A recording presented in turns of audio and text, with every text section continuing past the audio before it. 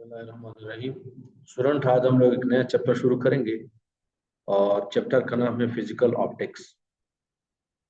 तो मैं इसकी डेफिनेशन पढ़ लेता हूँ। कहता है कि it is the branch of physics in which we study about nature and properties of light such as diffraction, interference and polarisation. तो देखिए, ये फिजिक्स की वो ब्रांच है जिसमें हम लोग लाइट का नेचर पढ़ते हैं और उसकी प्रॉपर्टीज पढ़ते हैं। तो नेचर से क्या मुराद है? नेचर से मुराद ये है कि आया लाइट पार्टिकल्स की तरह मूव करते हैं या लाइट वेव्स है। तो उसके मुतालिक जो है लाइट के मुतालिक बहुत सारी थ्योरीज थी पुराने वक्तों में। तो जो बड़े इंपॉर्टेंट थ्योरीज थी दो दाने, वो मैं थोड़ा सा डिस्कस कर लेता हूँ। तो एक थ्योरी है न्यूटन कॉर्पस्कुलर थ्योरी।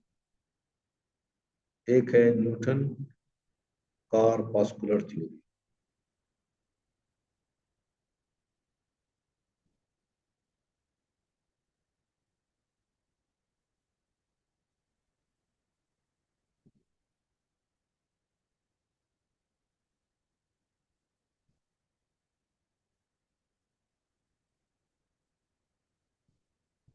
ये थ्योरी किसने पेश की थी? न्यूटन ने पेश की थी। इस थ्योरी के मुताबिक जो है लाइट जो है वो पार्टिकल्स पे मुश्तमिल होती है। मतलब फर्ज करें सूरज से रोशनी आ रही है, तो सूरज से जो रोशनी आ रही है किस तरह आ रही है, ये किस चीज पर मुश्तमिल है? तो न्यूटन के आइडिया के मुताबिक ये छोटे छोटे पार्टिकल्स पे मुश्तमिल है, जिसको कहते हैं कॉर्पस्कल्स कहते हैं। और ये हमारी आंखों में इस तरह एंटर हो रही है। तो ये था न्यूटन की थ्योरी, न्यूटन कॉर्पस्कुलर थ्योरी। अभी ये थ्योरी जो है दो फिनोमेना को एक्सप्लेन कर सकती है। लाइट के दो फिनोमेना को अच्छी तरह एक्सप्लेन कर सकती है। एक है रिफ्लेक्शन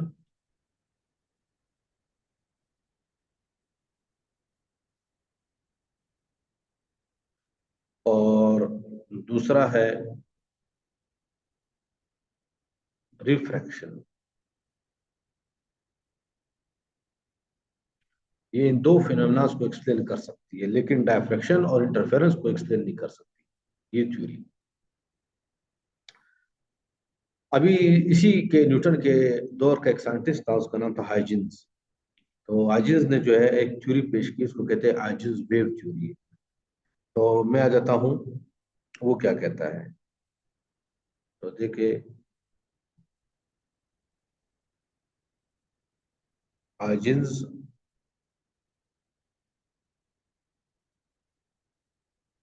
थ्योरी ऑफ लाइट। लेकिन हाइजेंस क्या कहता है कि लाइट जो है वेव्स है। और ये जो हाइजीन्स हम लोग पढ़ते हैं, इसको हम लोग सही प्रोनाउंस नहीं कर सकते। एक डच वर्ड है, इसकी बहुत कॉम्प्लिकेटेड प्रोनाउंसिएशन है, लेकिन इसको हम लोग इस कोर्स में हाइजीन्स ही पढ़ेंगे। तो ये न्यूटन के दौर का ही साइंटिस्ट था, उसका असर था। और उसने कहा कि नहीं, लाइट जो है पार्टिकल्स नहीं है, बल्कि लाइट जो है वेव्स है। वेव्स की तरह मूव करते हैं। जिस तरह आप एक तालाब में जो है पत्थर फेंकते हैं तो उससे वेव्स बनती है। तो आइजेंस के बकौल या आइजेंस के नजरिए के मुताबिक जो है लाइट जो है वेव्स की तरह मूव करती है। अभी आ जाते हैं कि इन दोनों में सही कौन है। तो इसका आंसर बड़ा पेचीदा है। आइजेंस के बाद एक साइंटिस्ट था, उसका नाम था यंग्स, थॉमस यंग्स। उसने 1801 में साबित किया कि लाइट वेव्स है।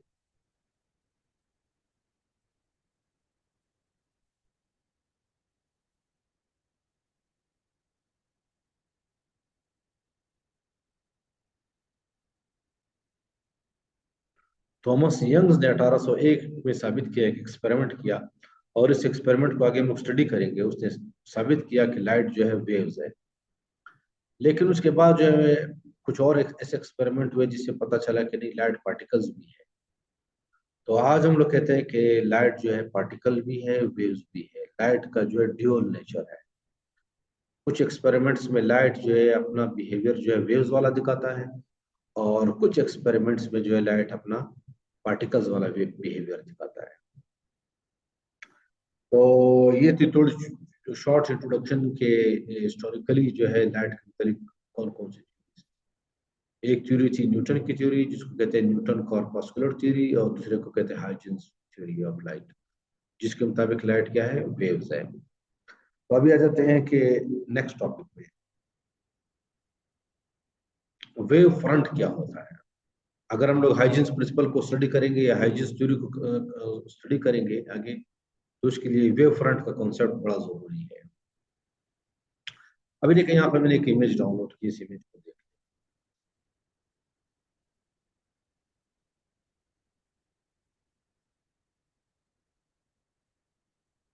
अभी इस इमेज को देख लिया हम लोगों ने, तालाब के अंदर, पानी के अंदर एक पत्थर फेंका है और उससे वेव्स बन रही है। क्या बन रही है? वेव्स बन रही है।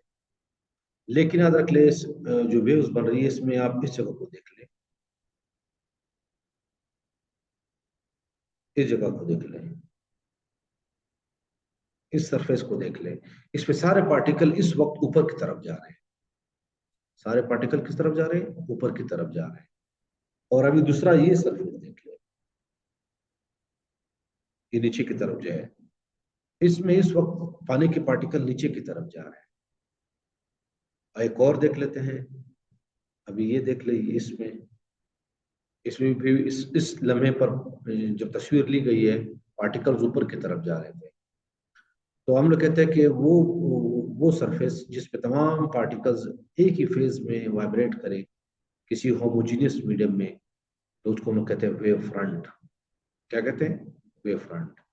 तो देखिए, the surface on which all points vibrate in the same phase in a homogeneous medium is called wave front.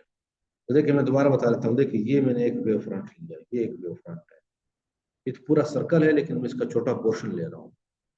तो इसमें देखिए तमाम पार्टिकल्स ऊपर की तरफ जा रहे हैं। थोड़ी देर बाद तमाम पार्टिकल्स नीचे जाएंगे, फिर ऊपर जाएंगे, फिर नीचे आएंगे। देखिए ये इन फेज है, आउट ऑफ फेज नहीं है। क्या है? इन फेज है। एक साथ ऊपर जा रहे हैं, एक साथ नीचे जा रहे हैं। तो इस तरह के सरफेस को क्या कहते हैं? Wave front. तो मैं इसकी डेफिनेशन दोबारा पढ़ लेता हूँ। The surface on which all points vibrate in the same phase in a homogeneous medium is called wave front. अब इसकी क्लियर पिक्चर है, वो देख ले।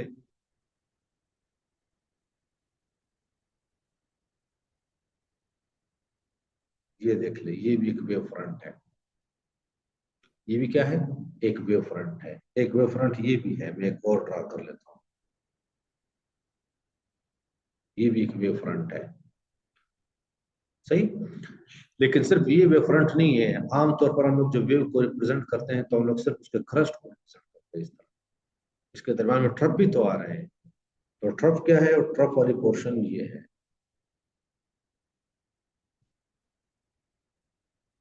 ट्रफ वाला पोर्शन ये है। तो वो भी एक वेव फ्रंट है। सही। और इसको अगर हम लोग वेव की शक्ल में देखेंगे, जिस तरह आप लोगों ने वन डायमेंशनल वेव देखा है, तो उसमें हम लोग कहेंगे ये इसका क्रस्ट हो गया, ये ट्रफ हो गया, ये क्रस्ट हो गया, ट्रफ हो गया, क्रस्ट, ट्रफ, क्रस्ट। सही। देखिए आप लोगों ने वन डायमेंशन जो वेव देखी थी, वो कुछ इस तरह से।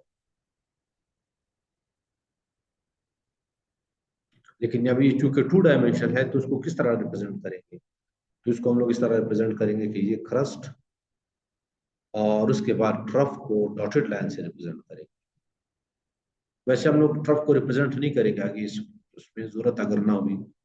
हम लोग सिर्फ क्रस्ट को रिप्रेजेंट करेंगे। क्रस्ट के बाद ट्रफ आता है, ट्रफ के बाद दोबारा क्या आता है? क्रस्ट। तो क्रस्ट को हम लोग सॉलिड लाइन से रिप्रेजेंट करेंगे और ट्रफ को डॉटेड लाइन से रिप्रेजेंट करेंगे। सही। एक और इमेज देख लेता हूं अगर मिल गई। ये देखिए ये इमेज। मैं पहले एक इस इमेज को डिलीट कर देता हूँ, इस वाले को देख लें। तो इसमें भी आपको नजर आ रहा है कि क्रस्ट क्या है और उसमें ट्रफ क्या है और वेव फ्रंट क्या है। तो देखिए ये मैं कहता हूँ कि क्रस्ट को रिप्रेजेंट कर रहा है, ये क्रस्ट को रिप्रेजेंट कर रहा है, ये क्रस्ट को रिप्रेजेंट कर रहा है, ये क्रस्ट को रिप्रेजेंट कर रहा है। और बाकायदा पूरा वेव फ्रंट क्या है? ये सारा वेव फ्रंट है।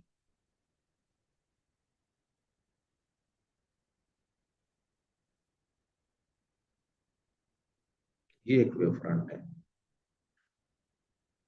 तो ये थी कहानी किसकी? वेव फ्रंट की। अभी चलते हैं, वेव फ्रंट की किस्में होती है। वेव फ्रंट जो स्पेरिकल भी होते हैं,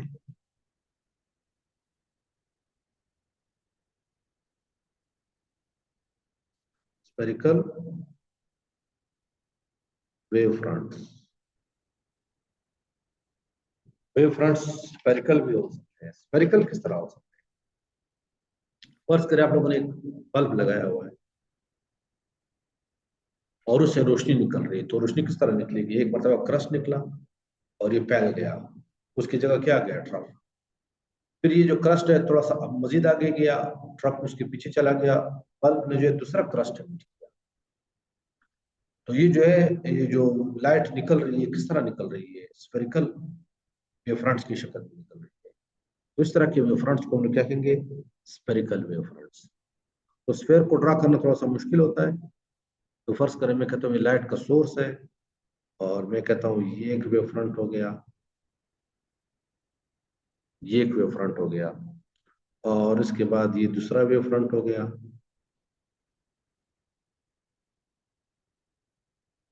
और ये एक और वेव फ्रंट हो गया।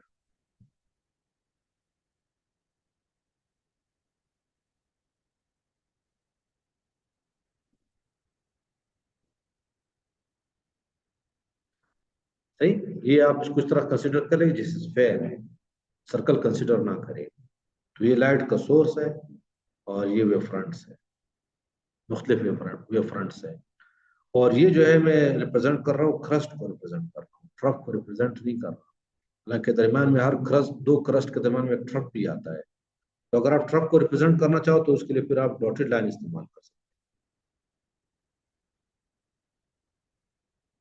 क्या इस्तेमाल कर सकते हैं? Dotted line. तो देखिए हम लोग कहते हैं ये क्रस्ट, ये ट्रफ, क्रस्ट, ट्रफ, क्रस्ट। सही। तो हम लोग जो है आगे जो है जब भी इमेज बनाएंगे, मैं जब इमेज बनाऊंगा तो उसमें क्रस्ट को शो करूंगा, ट्रफ को शो नहीं करूंगा। और आप लोगों ने पढ़ा है कि दो क्रस्ट के दरमियान जो फासला है वो वेवलेंथ होता है। तो ये फासला किसको रिप्रेजेंट कर रहा है? वेवलेंथ को। ये फासला भी वेवलेंथ को रिप्रेजेंट करता है। सही। तो याद रख ले कि अगर लाइट का सोर्स हो, पॉइंट सोर्स हो, एक पॉइंट सोर्स हो, छोटा सोर्स हो, तो उससे जो फ्रंट्स निकलेंगे, उससे जो फ्रंट्स निकलेंगे, जो वे फ्रंट प्रोड्यूस होंगे वो स्पेरिकल होंगे। वो क्या होंगे? स्पेरिकल होंगे। अभी यहाँ पे एक छोटा सा कॉन्सेप्ट आ जाता है, उसको कहते हैं रे। अब ये रे क्या चीज है? अभी जैसा है रे, रे क्या चीज है? हम लोग कहते हैं कि जिस डायरेक्शन में वेव्स प्रोपेगेट करती है उस डायरेक्शन को रिप्रेजेंट करता है एक तीर या एरो रिप्रेजेंट करता है, उसको हम लोग कहते हैं रे। तो देखिए फर्ज करें मैं कहता हूँ यहाँ पे ये मैंने रे ड्रा कर ली। तो ये रे बता रहा है किस डायरेक्शन में वेव प्रोपेगेट कर रही है, और इस डायरेक्शन में भी प्रोपेगेट कर रही है, इस डायरेक्शन में भी प्रोपेगेट कर रही है, इस डायरेक्शन में भी प्रोपेगेट कर रही है। तो ये याद रखें जिस डायरेक्शन में वेव प्रोपेगेट कर रही है उस डायरेक्शन को रिप्रेजेंट करता है। तो देखिए आप लोगों ने सूरज की जो जब भी पिक्चर देखी होगी तो सूरज का हम लोग इस तरह जाहिर करते हैं कि ये सूरज है, और फिर हम लोग इस तरह लाइनें बनाते हैं।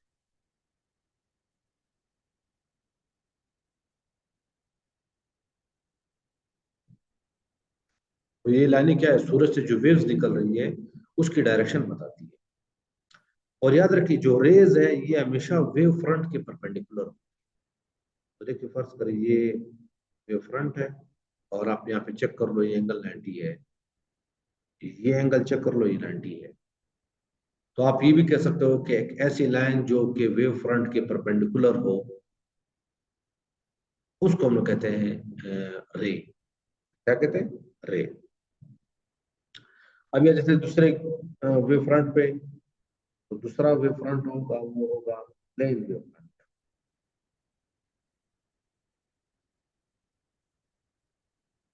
Plane wave front. सही। तो प्लेन वेव फ्रंट क्या है? फर्ज कर देखिए यहाँ पर ये एक तालाब है, तालाब के सेंटर में मैंने पत्थर फेंक दिया, तो आप देखेंगे वेव फ्रंट्स बनेंगे, वेव फ्रंट्स बनेंगे। लेकिन ये वेव फ्रंट्स शुरू में सर्कुलर होंगे, पानी के अंदर सर्कुलर होते हैं। लाइट अगर सोर्स हो तो उसके अराउंड स्पेरिकल होते हैं। जैसे सूरज का देख ले, यहाँ पर ये सूरज है, तो ये जो वेव फ्रंट होगा वो इस तरह होगा, स्पेरिकल होगा। उसके बाद वाला जो होगा वो इस तरह होगा। सही। लेकिन ये स्पेरिकल होंगे सूरज के केस में, पानी के केस में ये सर्कुलर होंगे। तो फर्ज करें आप लोगों ने पानी के अंदर जो है, तालाब के अंदर एक पत्थर फेंक दिया, तो इस तरह के वेव फ्रंट्स बनेंगे। जैसे ये वेव फ्रंट्स है, ये वेव फ्रंट्स बनेंगे। सही। लेकिन याद रख ले, अगर आप अपने सोर्स से दूर चले जाएं, ये सोर्स है उससे बहुत दूर चले जाएं,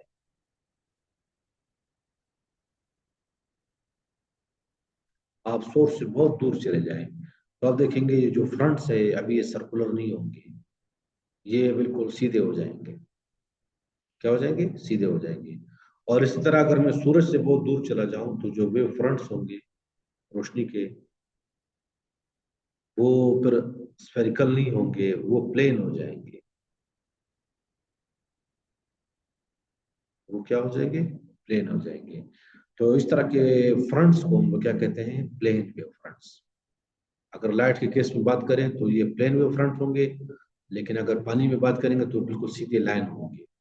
तो समंदर में भी आप लोगों ने देखा होगा जो वेव्स आती है वो सीधी आती है, क्योंकि उसका जो सोर्स है वो बहुत दूर है।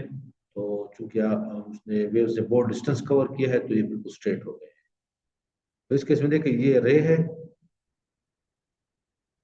ये रे है,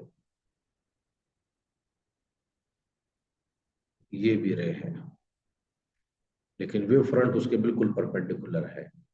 तो प्लेन वेव फ्रंट कब बनते हैं? जब आप सोर्स से बहुत दूर चले जाएं और वहां पे इसको ऑब्जर्व करें, तो जो सर्कुलर वेव फ्रंट्स होंगे वो लाइन बन जाएंगे, और जो स्पेरिकल वेव फ्रंट होंगे वो प्लेन बन जाएंगे। और उन वेव फ्रंट्स को हम लोग क्या कहते हैं? प्लेन वेव फ्रंट्स कहते हैं। तो नेक्स्ट लेक्चर में फिर हम लोग पढ़ेंगे हाइजेंस प्रिंसिपल।